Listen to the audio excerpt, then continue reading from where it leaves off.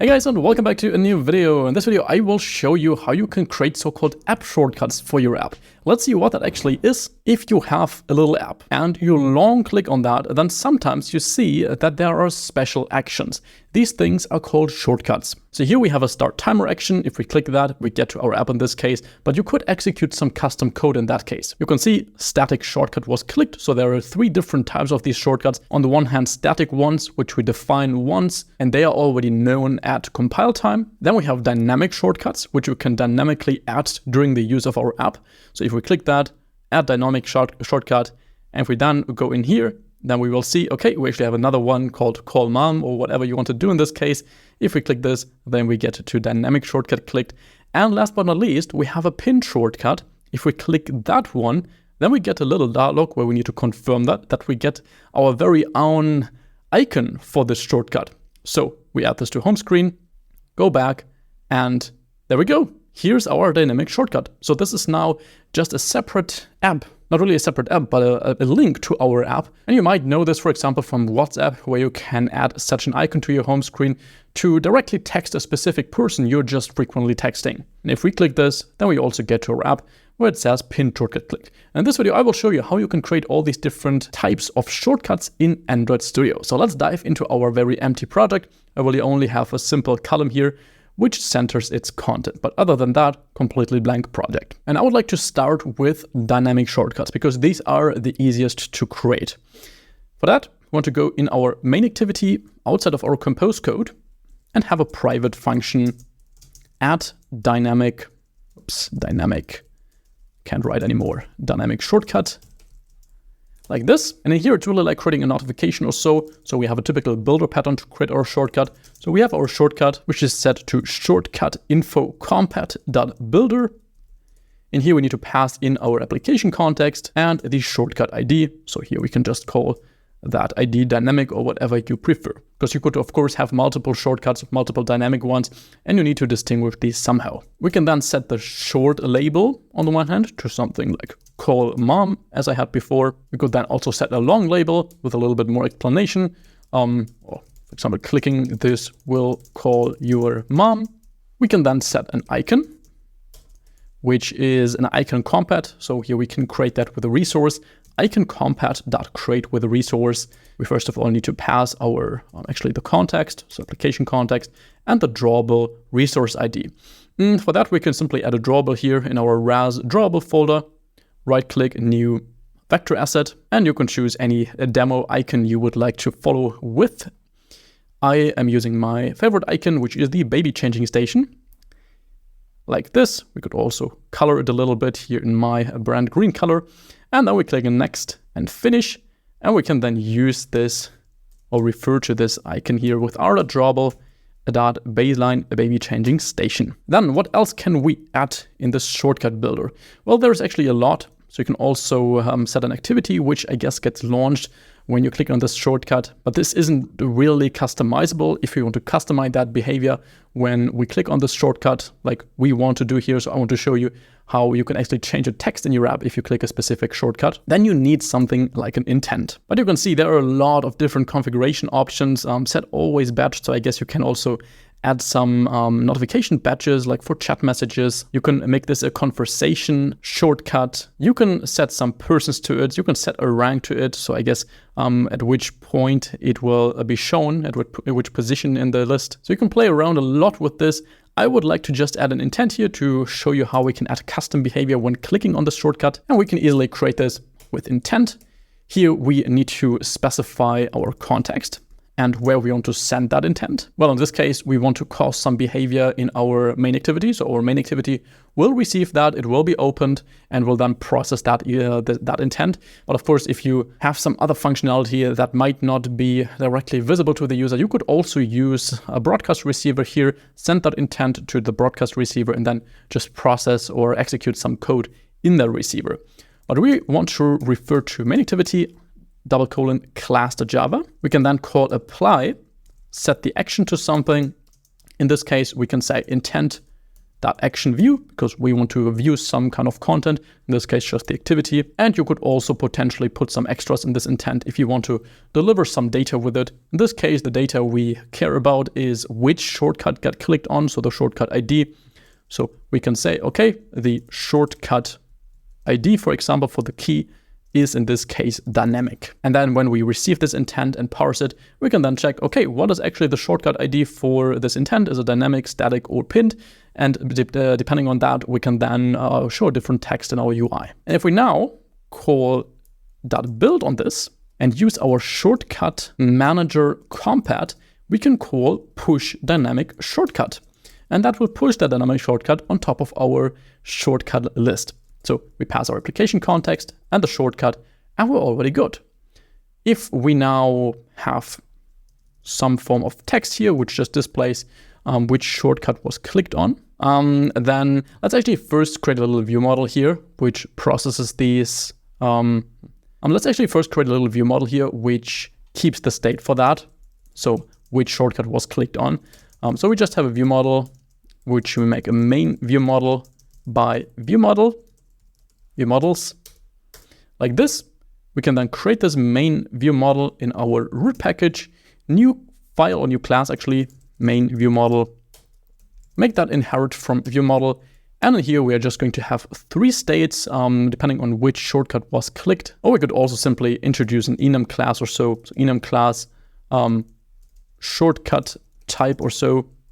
And then that can be either static, dynamic, or pinned.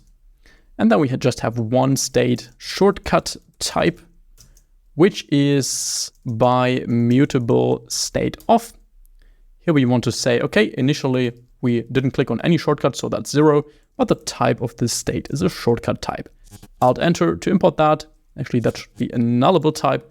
And then we're already good. We can make this a private set, so only the view model can mutate that, but then expose a function on shortcut clicked. We can then pass the type here, shortcut type, and simply update our shortcut type to the new type. Then in our main activity, we can get a reference to that shortcut type from our view model, which we can then show in our text. So in here, we can have a when expression, when view model that shortcut type, press Alt Enter to add the remaining branches. If that's static, then we can show a text, something like static shortcut clicked, and just copy paste that text for the other cases. This one would be dynamic. And finally, we have the pin shortcut. If it's null, then we don't really care about that. Then we don't want to show any text, so we can just set that to unit. So far, so good. We, of course, also need to trigger adding that dynamic shortcut in this case. So we need to trigger this function. So we can go below this text, add a little button. And when we click this, we just call add dynamic shortcut. And in here, we can set some text to this button, which in this case would be add dynamic shortcut. And if we now launch this on our device and take a look here, there's our button. And if we first of all take a look here and see where our app shortcut is, I think it should be this one here, because I have 2 similar names. Yes, otherwise this would be hidden, I guess. Let's remove that from the home screen so we're not confused.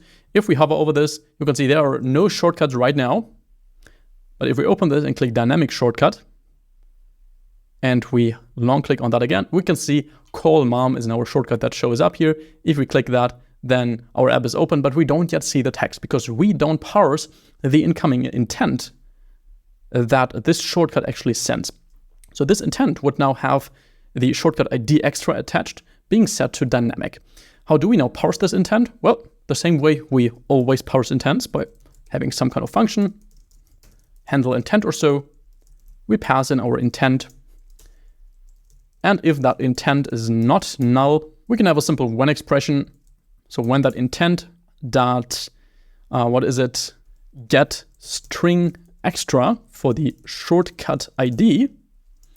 When that shortcut ID is static, then we call view model dot on shortcut clicked shortcut type.static. Then we have dynamic,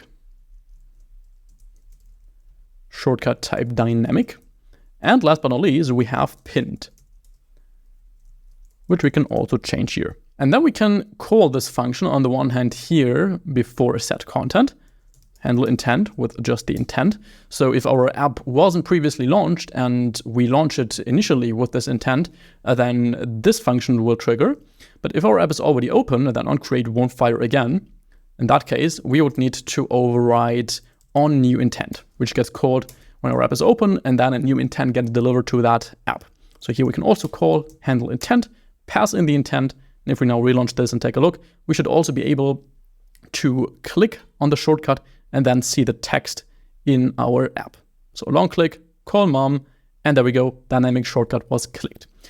That is already how these shortcuts all work. Of course, I will also show you how you can now create static and pinned ones, but the concept for that will be very similar. For static shortcuts, we can't really define these here in our Kotlin code because, well, they are static. They must already be integrated in our app, even if we never executed its code. So if we have something like that on Android, which is static, then we usually define that with an XML file. That's also the same for static shortcuts.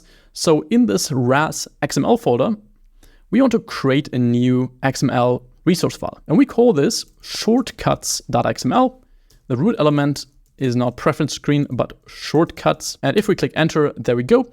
There is quite a problem here that Android Studio does not have any auto completion for the shortcuts block, even though it's all correct. So if we are in here and we want to create a shortcut block, which would be correct, you can see there is absolutely no auto correction, which is why I've decided to just paste my static shortcut, since you already understand what a shortcut consists of. You find the code for this down below in my GitHub repo, but I don't really see any gain here if I type these by hand and don't even have auto completion, because you already know that we have a shortcut ID.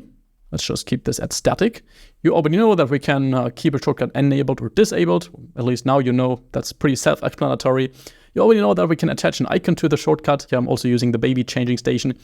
We can add a short label, a long label, a disabled message. So if the shortcut is disabled, then it will show some kind of message. Hey, this is currently not available because of these reasons. And the same way, we can also create an intent here in XML, pass the view action, specify a target package, which is just our app package.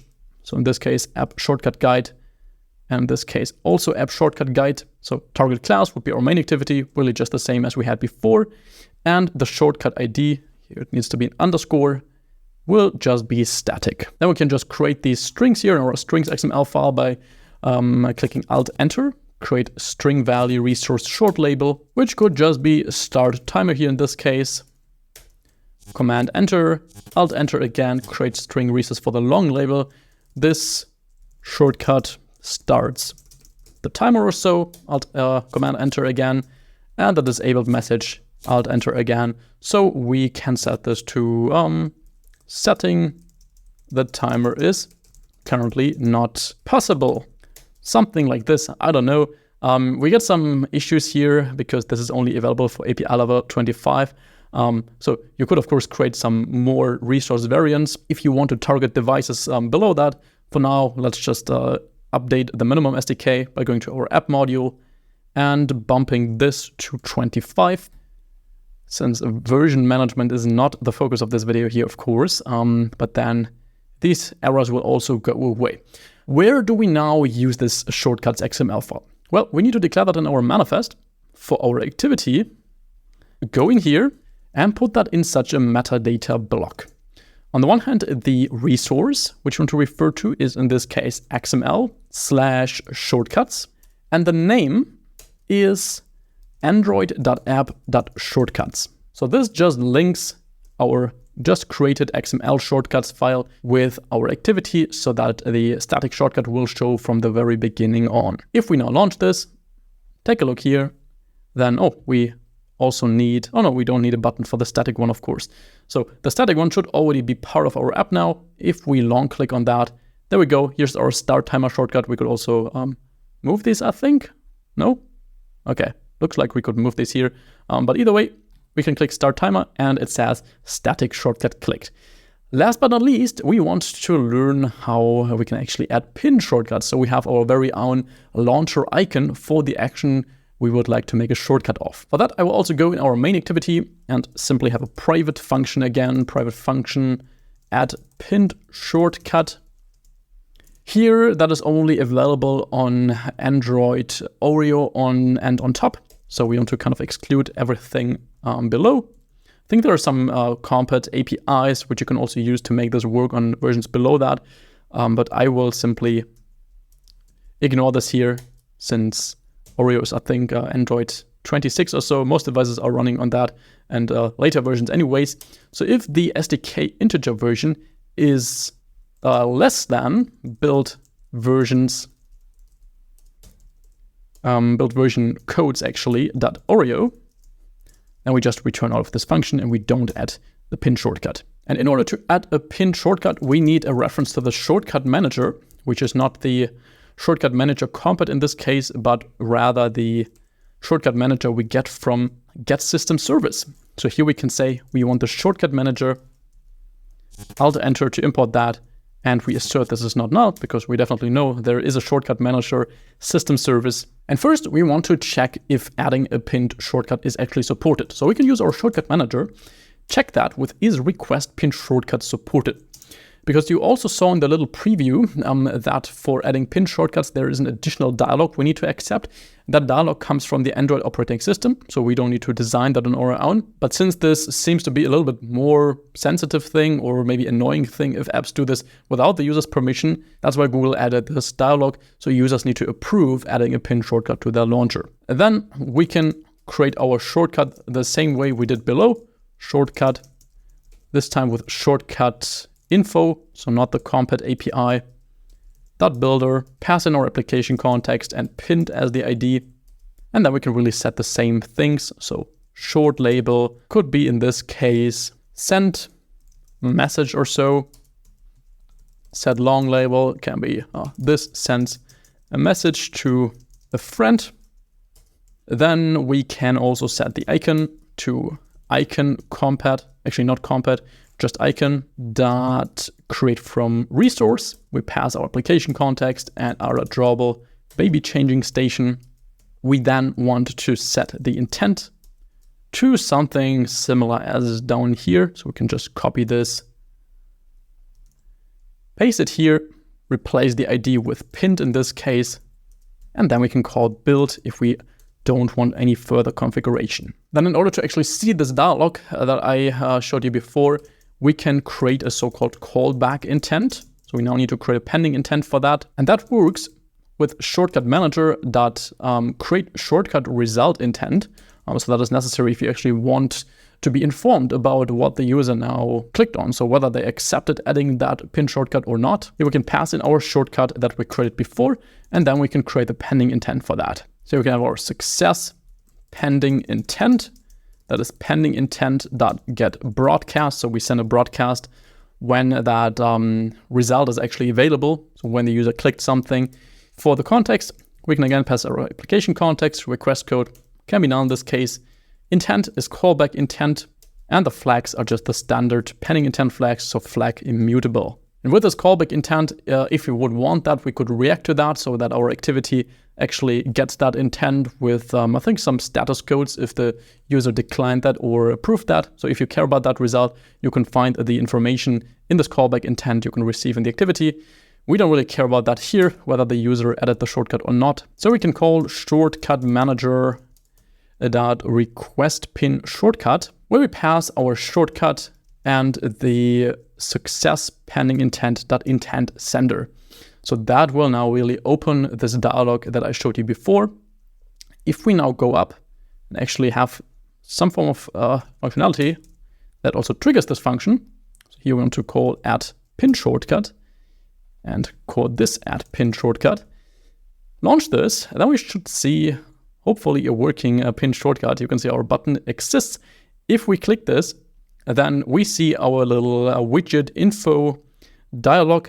And if we click add to home screen, go back, then Android Studio will already show us this here, send message. If we click this, our app opens and it says pin shortcut clicked. So I hope you enjoyed this. As I said, you will find the entire code for this video down below. And if you want to learn skills as an Android developer that are really relevant for the industry, like scaling architecture, like testing, like CI/CD, then I have a lot of advanced Android courses, which you can all find by clicking the first link down below. So do that, check it out. And other than that, thanks so much for watching this video. I will see you back in the next one. Have an amazing rest of your week. Bye-bye.